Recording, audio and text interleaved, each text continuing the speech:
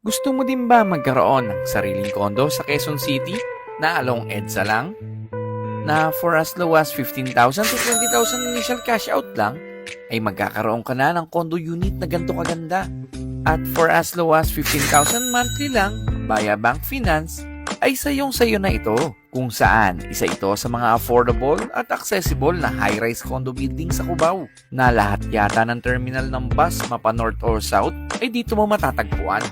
At malapit sa sakayan ng train. At dahil napaka-accessible nito, napakalapit nito sa mga schools, hospital, churches, malls at marami pang iba.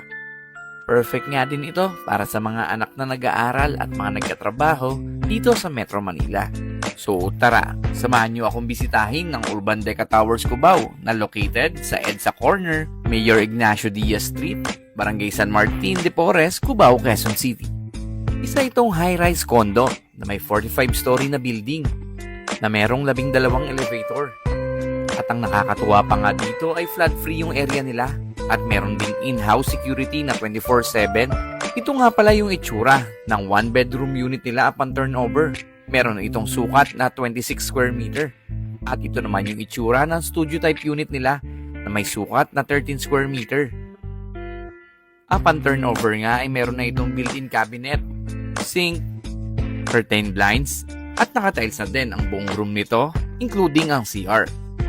Kitang-kita mo pa nga dito sa bintana ang pagdaan ng train. At ito naman ang itsura ng studio-type unit nila na nakadress up na. Napaka-minimalist nga ng design kaya panalong-panalo. Pwede kayo kumuha ng idea dito para sa kukuhanin yung units. Napaka-cute nga nito at ang ganda ng pagkakadesign. Ultimo nga yung CR, napaka-cute kahit yung sink nga nila, matitipid mo yung tubig. So for inquiries, visit lang po kayo sa Urban Deca Towers Cubao. So for more travels, just follow us for more and God bless.